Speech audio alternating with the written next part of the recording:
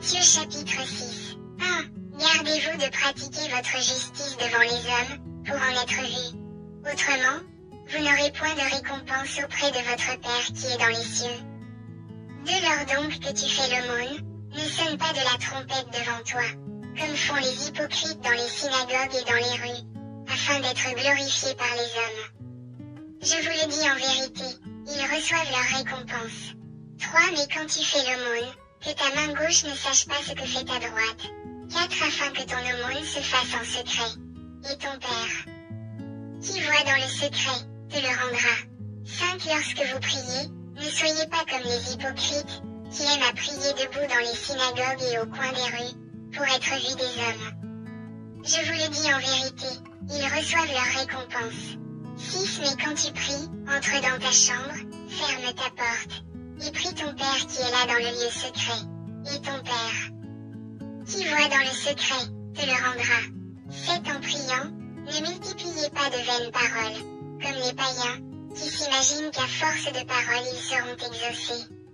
8. Ne leur ressemblez pas, car votre Père sait de quoi vous avez besoin, avant que vous le lui demandiez.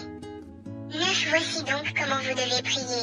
Notre Père qui est aux cieux, que ton nom soit sanctifié. 10. Que ton règne vienne. Que ta volonté soit faite sur la terre comme au ciel. 11. Donne-nous aujourd'hui notre pain quotidien. 12. Pardonne-nous nos offenses, comme nous aussi nous pardonnons à ceux qui nous ont offensés. 13. Ne nous induis pas en tentation, mais délivre-nous du malin. Car c'est à toi qu'appartiennent, dans tous les siècles, le règne, la puissance et la gloire. Amen. 14. Et si vous pardonnez aux hommes leurs offenses, votre Père céleste vous pardonnera aussi. 15. Mais si vous ne pardonnez pas aux hommes, votre Père ne vous pardonnera pas non plus vos offenses. 16. Lorsque vous jeûnez, ne prenez pas un air triste, comme les hypocrites, qui se rendent le visage tout défait, pour montrer aux hommes qu'ils jeûnent. Je vous le dis en vérité, ils reçoivent leur récompense. 17. Mais quand tu jeûnes, parfume ta tête et lave ton visage. 18. Afin de ne pas montrer aux hommes que tu jeûnes, mais à ton Père qui est là dans le lieu secret. Et ton Père, qui voit dans le secret, te le rendra. 19. Ne vous amassez pas des trésors sur la terre, où la teigne et la rouille détruisent, et où les voleurs percent et dérobent. 20. Mais amassez-vous des trésors dans le ciel, où la teigne et la rouille ne détruisent point, et où les voleurs ne percent ni ne dérobent. 21. Car là où est ton trésor, là aussi sera ton cœur. 22. L'œil est la lampe du corps. Si ton œil est en bon état, tout ton corps sera éclairé. 23. Mais si ton œil est en mauvais état, tout ton corps sera dans les ténèbres.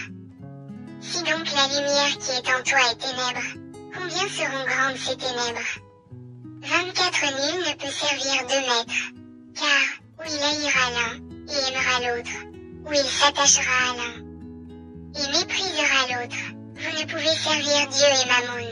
25. C'est pourquoi je vous dis, ne vous inquiétez pas pour votre vie de ce que vous mangerez, ni pour votre corps, de quoi vous serez vêtus.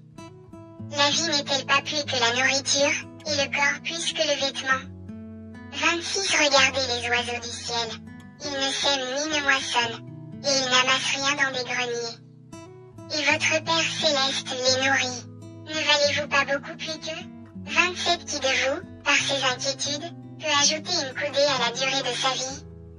28. Et pourquoi vous inquiétez au sujet du vêtement? Considérez comment croissent les lys des champs. Ils ne travaillent ni ne filent.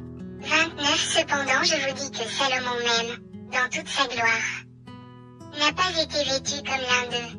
30. Si Dieu revêt ainsi l'herbe des champs, qui existe aujourd'hui et qui demain sera jetée au four, ne vous vêtira-t-il pas à plus forte raison, gens de peu de foi? 31. Ne vous inquiétez donc point, et ne dites pas, que mangerons-nous? Que boirons-nous? De quoi serons-nous vêtus? 32. Car toutes ces choses, ce sont les païens qui les recherchent. Votre Père céleste sait que vous en avez besoin.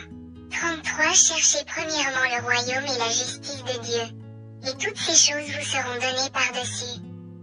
34. Ne vous inquiétez donc pas du lendemain, car le lendemain aura soin de lui-même. À chaque jour suffit sa peine.